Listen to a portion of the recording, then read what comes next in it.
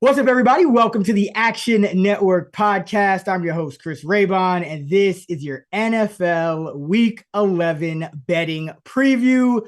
Today, we're going to build our Sunday six-pack of Against the Spread bets with the help, of course, of my co-host, the Prime Minister of Degenerate Nation, Stuckey. Good to see you get off the schneid last week. Nice week. Hit your first two picks, hit your total. So good stuff, brother. I gotta get right because now I'm kind of lagging behind you. So, but good week. How you feeling? Yeah, I could finally show up without egg on my face for once. Yeah, Thursday night went well again with the Bengals. That was a crazy game. Woo, It, yeah. yeah, Texans fortunately held on. That game Oh my didn't go to God. overtime because yeah, I haven't been able to get an injury right all week. Nico Collins wasn't able to go. They sorely missed him. But yeah, I thought that you were pretty unlucky though. I mean, the Colts just gifted the Bills so many points in that game. It was insane. And then the 49ers should have won by about 30 in that game. That was one of the most dominant efforts of the season. If you just look at the stats and obviously they missed all of those field goals. And so I thought you got pretty unlucky. I will say not still an unacceptable week for me because I bet the Jets. Probably the worst bet I've made in the NFL in my life. That was dominant. I can't figure out the Cardinals. The Cardinals with one of the most dominant performances. Like that's what the 49ers game should have looked like. Just like statistically, if you look at the box scores, somehow the 49ers only won by three.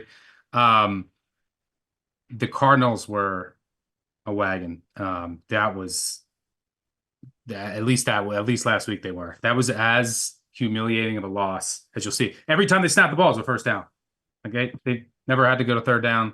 Jets couldn't do anything. So that was a horrible pick. But yeah, it's uh it's time to get hot. So hopefully it can carry over the momentum the rest of the year.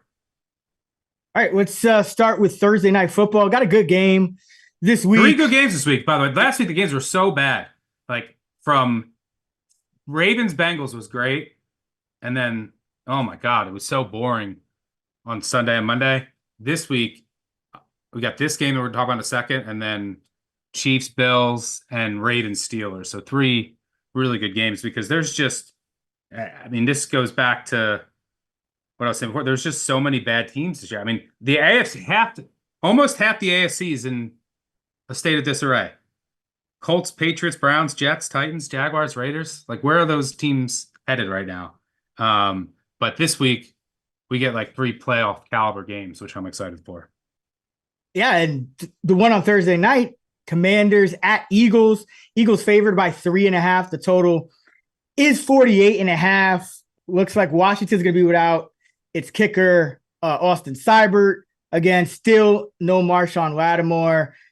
Philly looks like they'll be close to full strength. I think Devontae Smith and Goddard were both on the injury report, but looks like they're going to go. Mayada probably be back to at left tackle. Yeah, I mean, I never this year with injuries until I'm certain, you never know. But yeah, we're recording this about a 24-ish hours, 20, maybe a little more than 24 hours before kick. So we'll see about that. But yeah, Philadelphia stuck. We talked about this team a few weeks ago, and I mentioned they kind of feel like a sleeping giant, and because their defense with those two rookie corners has just started to play lights out in that Fangio scheme. Now, no one's really been able to slow down Jaden Daniels. I mean, Pittsburgh, you could say they did. I mean, they gifted him a short field, but they still scored 27 on him. So I'm not going to count that as shutting him down. Do you think this Eagle defense can get some stops against this Washington offense? I think that's the first question. Yeah, I mean, you're starting to see some signs of the Commanders' offense just slowing down a bit. And they played a really easy schedule of defenses. Like the best defense that they've played this year is, I mean, if you account for injuries too, so they played a lot of teams that have had some key injuries on defense, like the Bears. They only scored 18 points. But I mean, last week against the Steelers, Daniels, 17 of 34 for 202 yards. Washington, 22 rushes for 60 yards. They didn't do much in that game. Yeah. So yeah, there's more tape. Maybe Cliff's starting to slow down as he usually does. And the schedule of opposing defenses is getting a bit tougher these past 2 weeks. So yeah, I think this Eagles defense is still undervalued in the market. Like I think that they've reached that point where the the Fangio effect, that learning curve has kind of flipped. And you could say that the Eagles haven't really played anybody, right? If you look at their schedule too. I mean, this is the problem with the NFL. You can make cases against so many teams this year because there's been so many injuries. There are so many bad teams that it's hard to take one team and be like, you know what? They've played a really hard schedule and have looked impressive. Like you can poke holes in so many different schedules. So like if you look, the Eagles have played of late when you've seen this defensive surge, they played the Jags, the Cowboys with Cooper Rush, the Giants who didn't have their left tackle and it's Daniel Jones, Deshaun Watson. But the data point that gives me a lot of confidence is the Bengals one.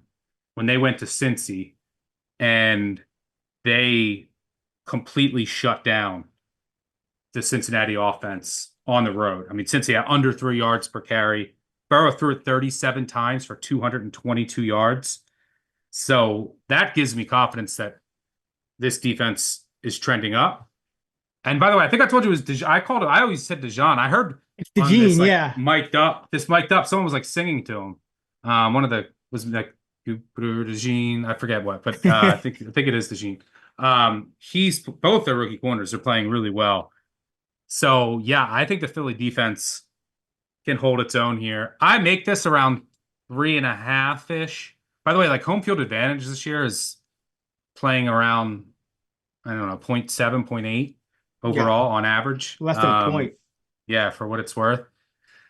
Again, small sample size, but we know that it's going to be trending down, and that's where it's heading. I actually would look. My look here, I make it around 3.5. I would lean Eagles just because I think that they're healthier. I think the D is still undervalued. They're also just with AJ Brown, they're a different team.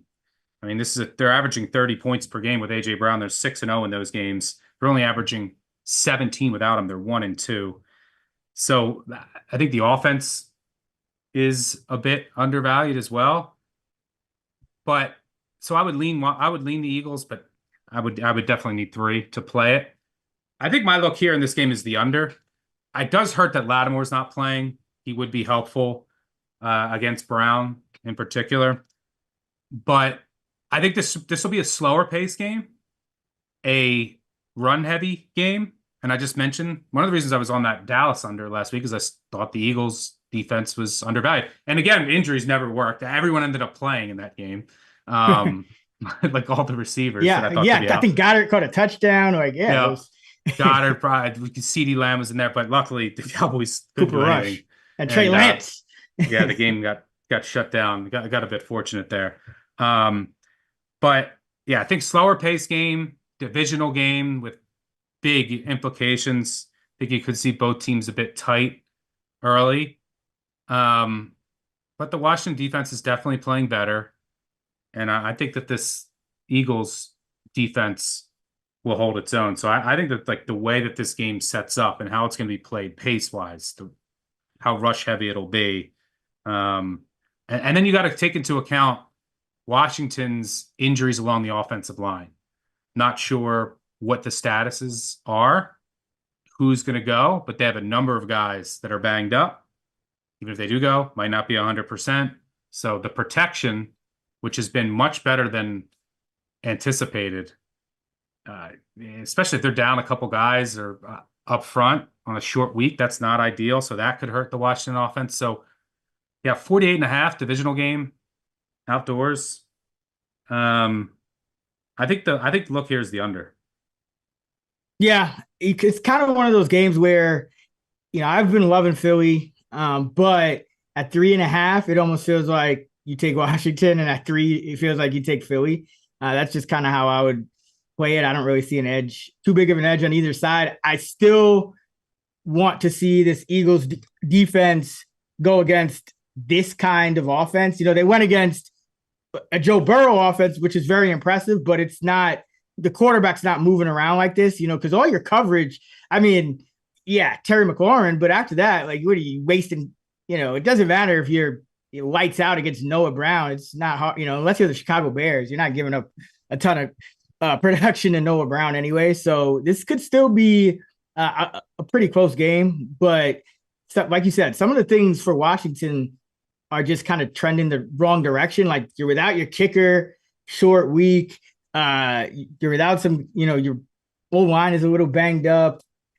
These things just on a short week for a young, team, young offense, not the greatest look. And Wiley and Lucas did get a limited practice in, and so did Colvin. So they all their tackles did practice on a limited basis, for what it's worth. So that is a good sign. But still, kicker out, you still don't have that Lattimore help, and I still think this team is due for more regression. So yeah, I probably lean under as well. Don't like either side with the line at 3.5. All right. Let's go to the Week 11 Sunday 6-pack. All right. So we went 3-3 in Week 10. For those new to the show, thank you for listening. And Stuckey and I do 2 points each for our first 2 picks, a point for the third, and a point for the total in the next segment. Start out in the hole, Stuck, but you picked up a couple points on me last week, so it's 36-22. So you need a couple sweeps and me to go cold like I've been for the last couple of weeks, but it's far from over. You are up first this week, and you had a pick that I was going to take. So why don't you tell the listeners? Yeah, last year around this time I was down 11, so not that bad. It's doable. There's still like 14 weeks left, yeah, including the playoffs. Yeah, we got playoffs. But I don't want to catch you. I just want to get hot, and then you get hot again, and the show does well. So let's just both get hot. I'm going to kick things off for the Week 11 Sunday 6-pack with the Cleveland Browns plus 1.5 at the New Orleans Saints. Let's start off with, we've been talking about, this has been one of the oddest injury years I can ever remember. I've been in the NFL for 20 years. Like, just how the sheer amount of like key injuries, but then just like which guys go and which guys don't end up going. Very bizarre. Do you want to know an injury report that I can have confidence in this week? The Cleveland Browns. You know who's on the injury report today at practice? Nobody. No one. 0.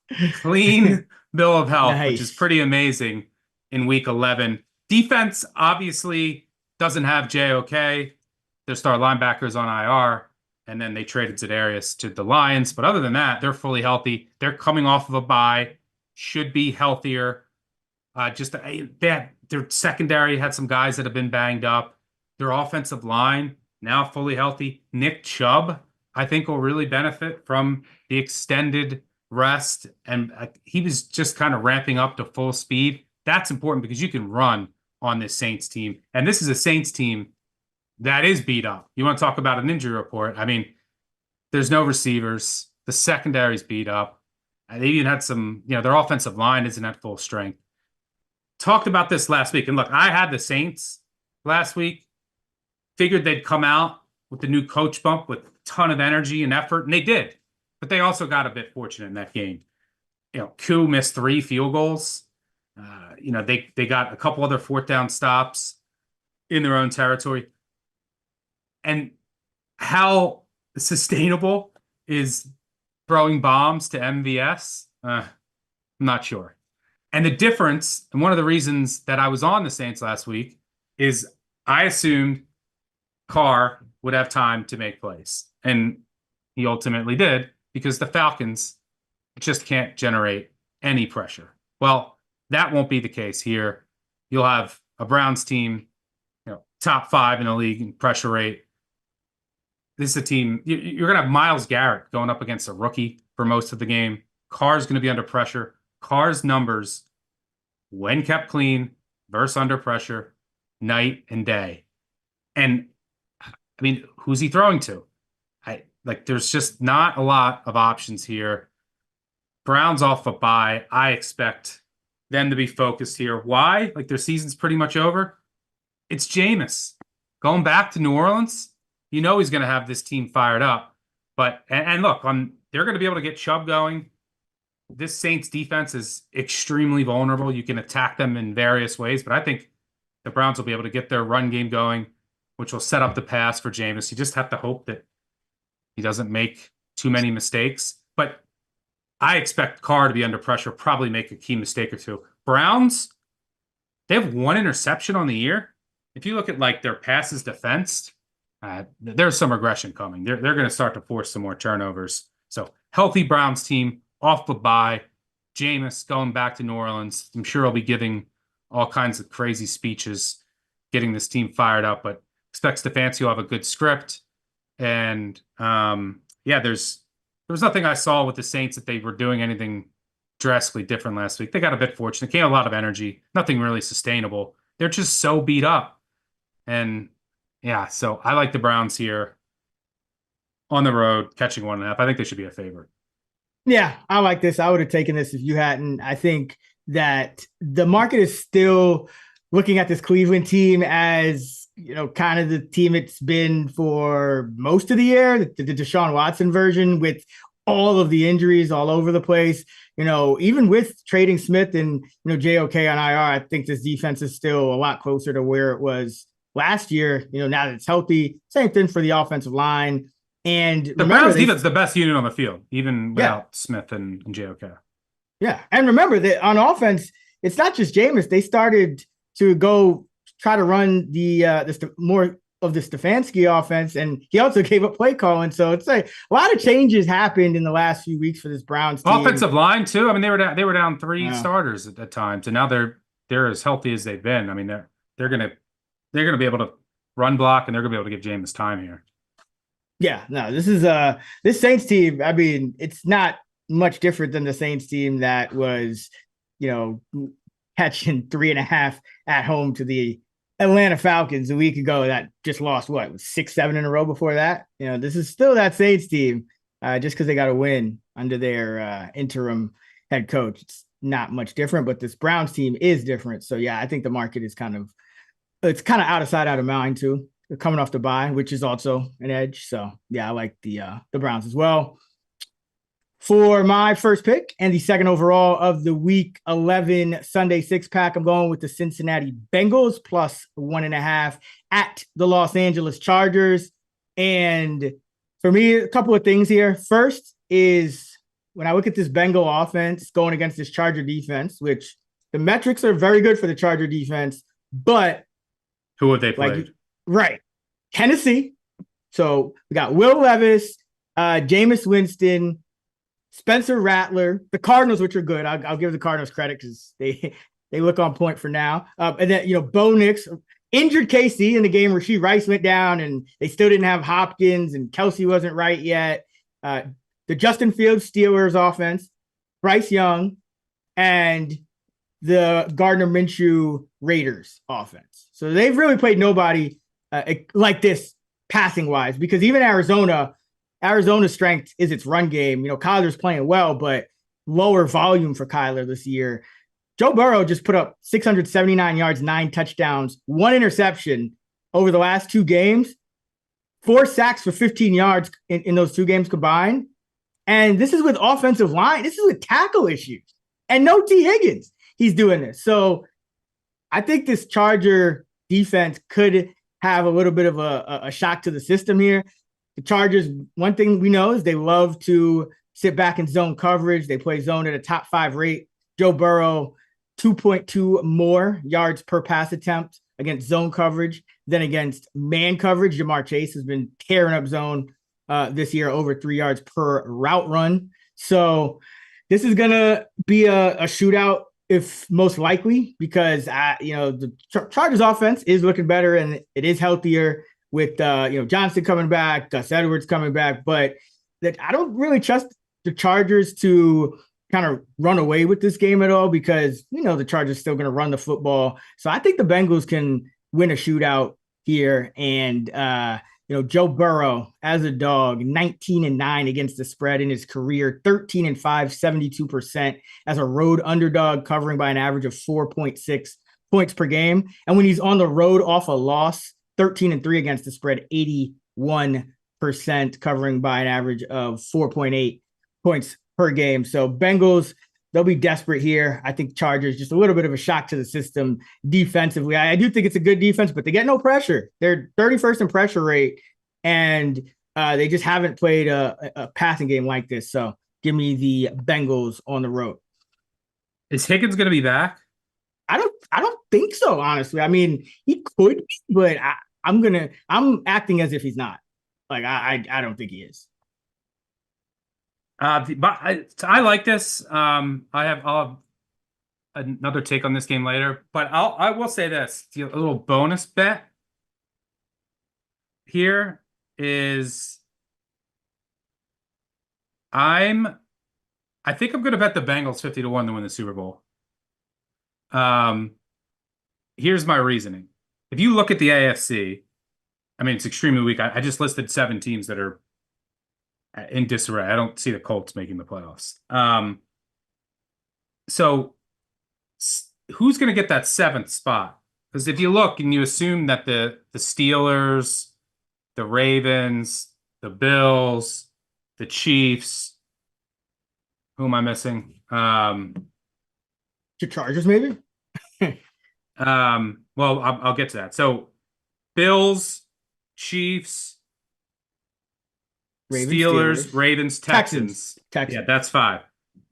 So, even if you throw the Chargers in there, there's a 7th spot that's going to go to either the Broncos, the Bengals, or the Colts. I don't see it with the Colts. And here's the thing. If the Bengals win this game, they also get the Broncos at home later this year. So they would have tiebreakers over, 2 of the teams that they're fighting with, 2 of the main teams they're fighting with for that last wild card. And, their other games are the Titans, the Browns at home, the Cowboys without Dak. They host the Steelers next week. So again, they could pick up a tiebreaker there. And the reason, so this game is big. So I want to bet the Bengals. I probably will bet them small, but I'm also going to bet them in the Super Bowl. This is kind of like when I bet the Bills last year at 50-1.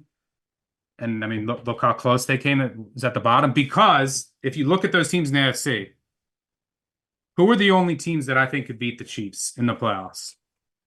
I mean, I think the Ravens could. I think the Bills could. Potentially the Texans if they get healthy.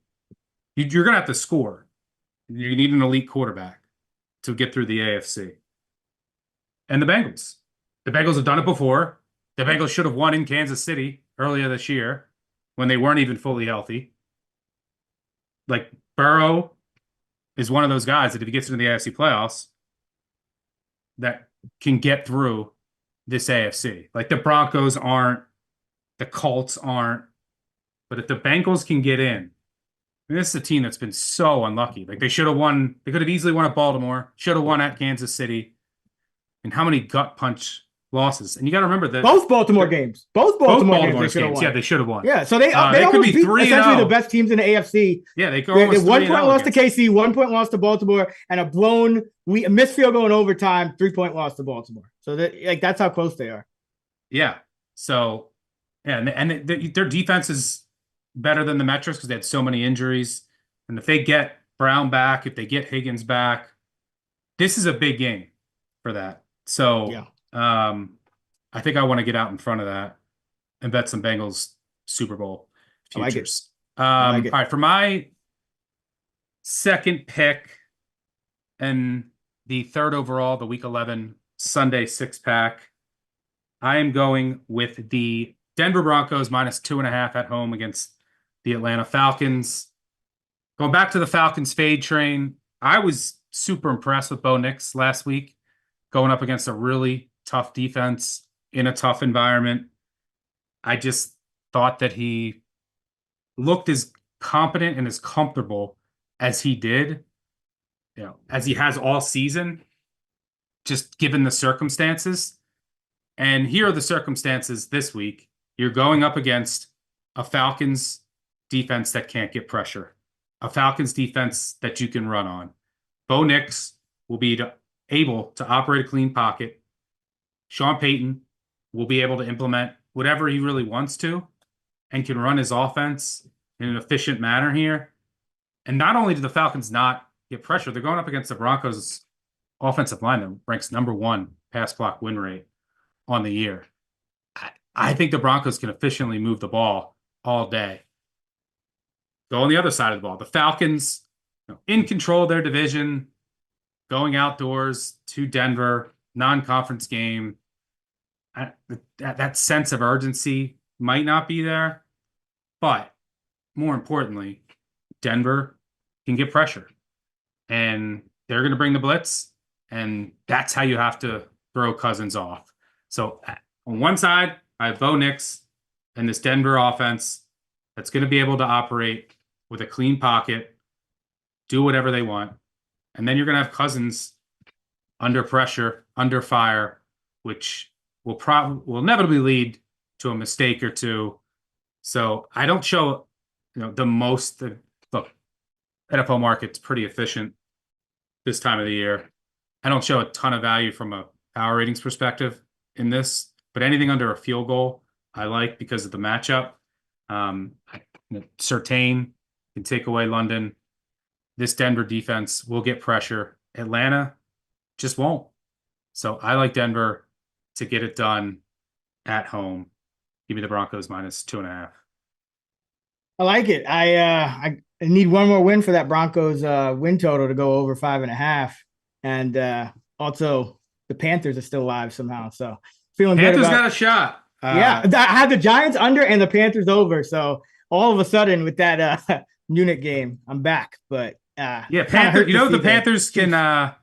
Man, we might have to. The Panthers have a. Watch the. You know what would be the funniest thing ever? Chiefs beat the Bills this week. Yep. Go to 10-0. You want to talk about a sleepy spot at Carolina for the Chiefs next week. Carolina off a bye. I could see it. Like the Chiefs don't really blow anybody out. They play with their food every week.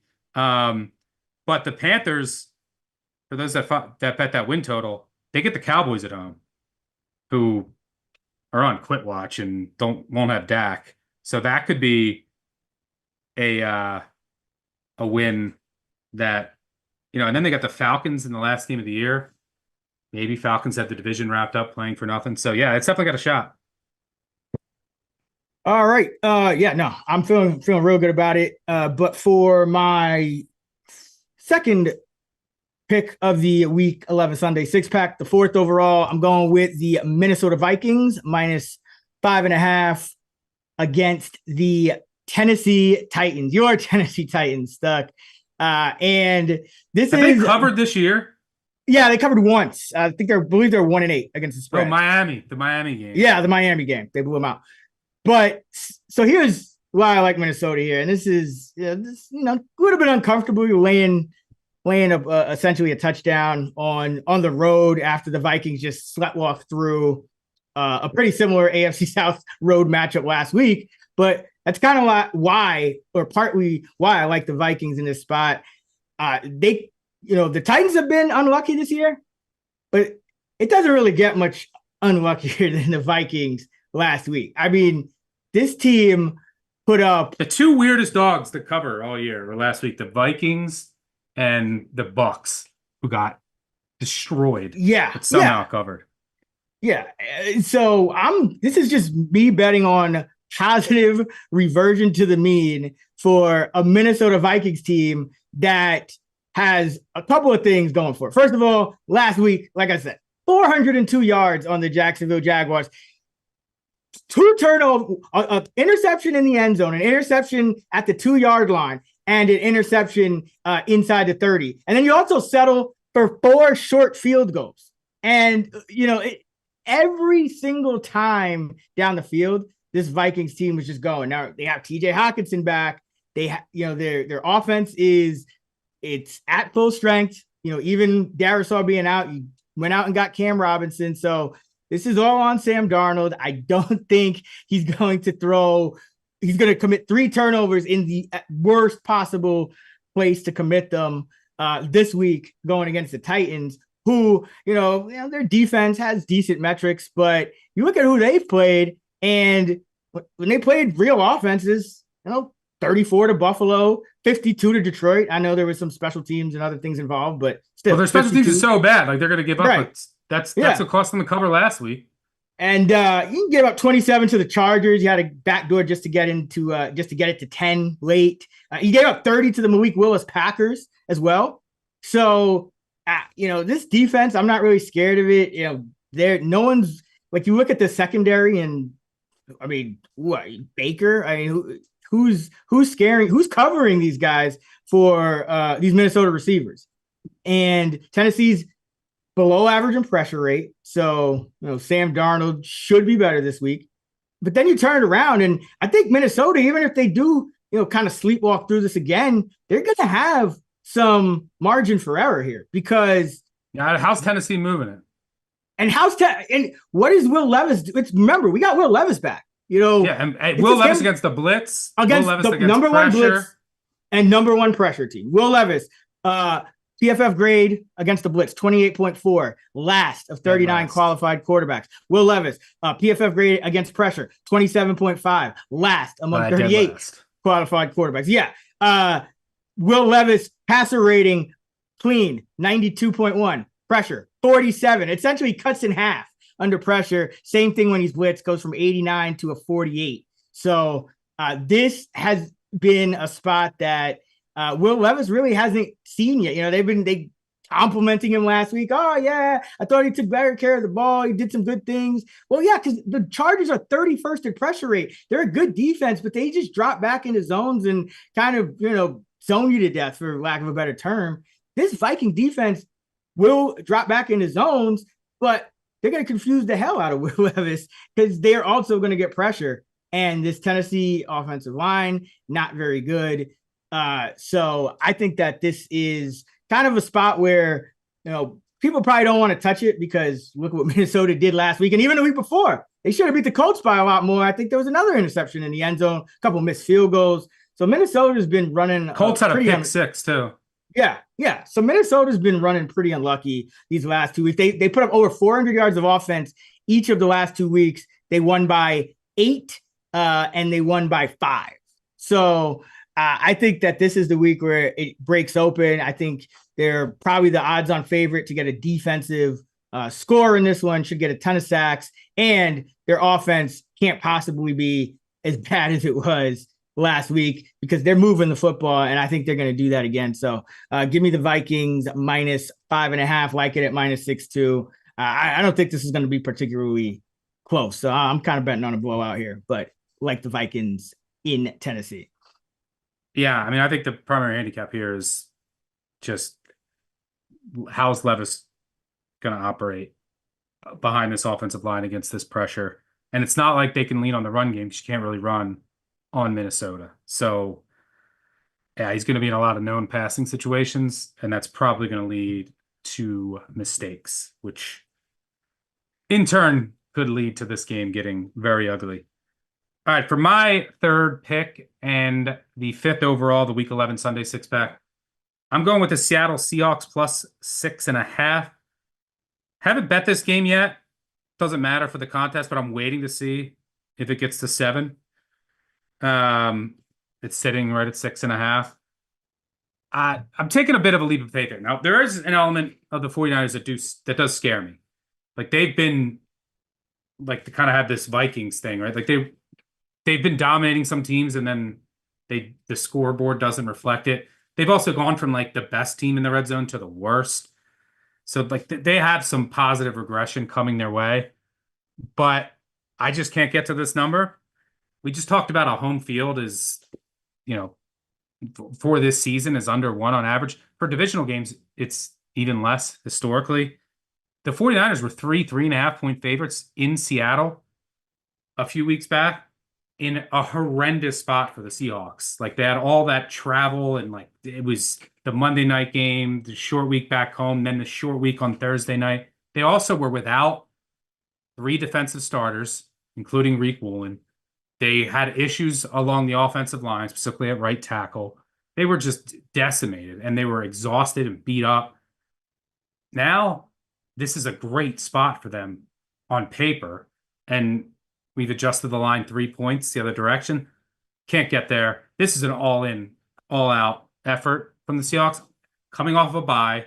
Meanwhile, San Francisco coming back across country after playing in Tampa. Seattle just activated Abe Lucas off the IR. I anticipate he will start, which means he won't, but I assume he's going to start at right tackle. That's big. They've had so many injuries there. They've had at times just turnstiles there, and it's just really hurt their offense across the board. And their defense should be much healthier than it was the first time around. I also think the bye for this team in particular is going to be super valuable. You had a first-time head coach, first-time NFL offensive coordinator, and I actually respect both of them and value both of them pretty highly. So I think, hey, let's take a look at what we needed to work on through the first half of the season. Let's make some adjustments. And this is a defense that I think McDonald was basically tailoring and trying to tinker with to get to a point where it can match up in the best way possible with the 49ers. So I expect them to have a really good game plan here. I expect the offense to operate much more efficiently with DK Metcalf, who, again, I assume is going to play. Am I wrong there? No, he sounded like he'll be back after the bye. I mean, I can't see him didn't see a not practice playing. report, but yeah, they sounded like he was going to be back after the bye. That's why they held him I out. mean, he's limited today. Okay. Yeah. So he said he doesn't know yet. Be limited in practice, possibly make his return. Man, these injuries. So I think he's gonna play. That would be big. I mean, he's missed the last couple games. He still leads the NFL in deep targets. He opens up everything underneath. He's obviously big. So I'm gonna wait on his status. I'm taking it regardless for the contest. This is why it's my third pick. If he's ruled out, will get 7. In which case, if not, if he's ruled in, maybe it goes to 6, and I'll bet it will try to beat that move. But I just think you get a really good effort from which should be a much healthier Seattle team. Definitely on defense. Should get your right tackle back, potentially get Metcalf back, coming off of a bye. And the San Francisco team, they're just every week they just mess up. Some of their special teams are a mess. The red zone is just variance, I think. But Christian McCaffrey came back, didn't have the same burst, didn't have the same cutting ability. He helps in the passing game more than anything. But I think this is too many points for Seattle in a desperation spot off the bye. Yeah, I mean it's one of those. I agree. San Francisco betting against San Francisco is scary, but it tends to work out more often than not. It's just one of these teams. Like one of these days, they're gonna get their stuff together. But like it's a division game, a lot of points, so I don't mind it at all. I mean, we saw San Francisco blow the lead to the Rams. We saw them blow the lead to the Cardinals. It's like they have the talent to blow a lot of people out and go on one of those runs, but who knows? I mean, maybe Moody's just not fully healthy either, so that could become an issue too. I mean, he was what 3 of 6 or something. Yeah, I think 3 of 6. Yeah, it's also just you rarely see a team coming off a bye after back-to-back losses at home. And by the way, the last loss they should have won. They should have beat the Rams. That rarely happens, but that is like the ultimate focus spot. Going on the road after the bye, after back-to-back home losses, and it's not like you're out of the division race or the playoff race. It's only happened 18 times over the past in the wild card era. 12-5-1 against the spread. So I think it's a good spot to buy low in the Seahawks. For my third and final pick in the sixth overall of the Week 11 Sunday six pack, I'm going with the Indianapolis Colts +4 at the New York Jets. And this is ugly. This is probably an uncomfortable pick, even though the Jets have been in disarray, as have the Colts. Going back to Anthony Richardson here. But a couple of things stand out for me in this matchup, which is why I like taking the points. Number one, when you look at the Colts defense, we talked last week, Stuck, about how they were getting healthier. They were looking better. Now, didn't fully show up against the Bills. They did make some plays against Josh Allen, held him to no touchdown passes, got 2 picks off of him. So, but he got that crazy Hail Mary prayer at the rollouts of Mac Hollins, just a crazy, great Josh Allen play that only he can do. But they play zone at a top 5 rate. Aaron Rodgers and this Jet offense, they've been really struggling against zone coverage. Aaron Rodgers just kind of goes underneath, takes the easy throw, but it really hasn't been that easy. They are 18th in yards per attempt against man, but 27th in the league against zone coverage, and nearly 2 adjusted yards per attempt worse against zone coverage. All of their metrics are among league worst, and it's even worse when you take Lazard out of the picture, who is still banged up. Tyron Smith probably out with a neck injury. That's not ideal either. Devontae Adams, he's just been completely inefficient. Really low yards after catch this year. So I don't think this Jet offense is going to be explosive in this spot against the Colts. That's just what they've been against zone defense all year. And then on the other side, you have the Jets 27th in run defense, DVOA. So that's where Richardson back helps. Taylor becomes so much more efficient. That's all you got to do here is just run the ball on this Jets D. Exactly. And I, talked about it last week. I ended up, I wanted to bet the Jets as well last week. And I told you, I was like, the one concern I have is that they just get completely out physicaled in the run game, and ended up staying off of it for that exact reason. And that's what happened. I think this Colts offense could do the same thing. Now, the one thing that gives me pause is not actually Richardson. It's their left tackle, Raymond. He missed practice today, or he's listed as a DNP, but it was just an estimated report for a walkthrough. So that's something to keep an eye on. If he's out, this line should go up. So you should get to at least 4.5 if he's out. But that is something to watch. But this Colts offensive line still very good. Jonathan Taylor has been very good all year, and this Jet team can't stop the run, and they've been bad, period, without Robert Saleh. So on defense, every aspect of their defense, every single level has been bad. So Anthony Richardson,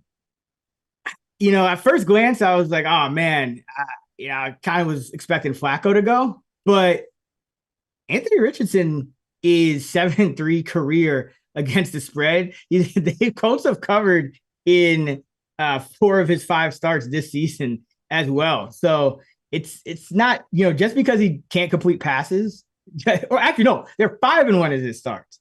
So his lack of completing passes hasn't actually hurt this team as much as you'd think. Now, a couple of his worst games, low completion percentage games, came against the Texans, who also held Josh Allen to 9 of 31. He also played a couple of snaps against the Steelers, played the Bears. So he's played some really tough defenses. This Jets defense, we thought it was going to be that. It's not. So this is actually one of the easier matchups he's faced. He can run. The Jets are in all sorts of disarray. Devontae Adams is listed as out of practice with a wrist and an illness. So, there could even be something going around the Jets. So that's something to kind of watch out for as well. But I just think this Colts defense is underrated and is going to be able to limit the explosives for the Jets. They've been doing a lot better against the run as well. So you're going to see a lot of dink and dunk. I don't think you're going to see much over the top for Garrett Wilson and those guys. And then on the other side of the ball, I think that the Colts can kind of do what the Cardinals did, which is out physical the Jets at the point of attack in the run game. And you do have like the homeless man's version of that offense because you got Richardson. He's no Kyler. He's going to throw a lot more incompletions, but Michael Pittman, full practice on Wednesday, or at least estimated. So he should be back as well. So I think this Colts team is still not going to be an easy out. And this Jets team really doesn't deserve to be favored by, even really a field goal against anyone, even mediocre at this point. So give me the Indianapolis Colts +4 at the New York Jets. Ugly. Yeah, I don't have anything here. I can't figure out either of these teams. Every time I bet on the Colts, Pittman doesn't play when I think he's going to play. And then if I fade them, he ends up playing when I don't think he's going to play, for what it's worth. But it looks like he'll play this week, which should help. But I actually think Richardson, I don't know what the Colts are doing decision-wise, but with the quarterback position. But I think Richardson playing this week helps from a matchup perspective because their rushing attack gets so much more efficient. That's how you want to attack this Jets defense. And where's this Jets team at mentally? I don't know. They look like they quit last week, and there's no direction. There's no identity. There's no leadership. It's a big mess, and like playing at home might work against them. Like if things go bad early, like you're going to get boos and Raymond would be helpful to play. When he went out last week, it led directly to that turnover when Goncalves got beat and Flacco got stripped. So it's definitely worth watching. But I think the Colts will be able to run the ball here, and this Jets team is just a mess. I would want no part of them as needing to win by margin. So, yeah, I don't hate it, but I just can't figure out either of these teams. All right, that is going to do it for our Week 11 Sunday six-pack. Let's see, quarterbacks. You got Jameis, Bo Nix, Geno Smith. So pretty average mid quarterbacks, I'd say. I got Burrow, Darnold, and Richardson. So I'm all over the map there. Got a really good one. Got a guy who can't complete passes, and got a guy who can be super efficient and then throw the ball to the other team in the end zone. So we'll see how that works out. But Cleveland 1.5, Denver -2, Seattle +6.5 for Stuck, Cincy +1.5, Minnesota -5.5, Indy +4 for me. That's our Week 11 Sunday six-pack.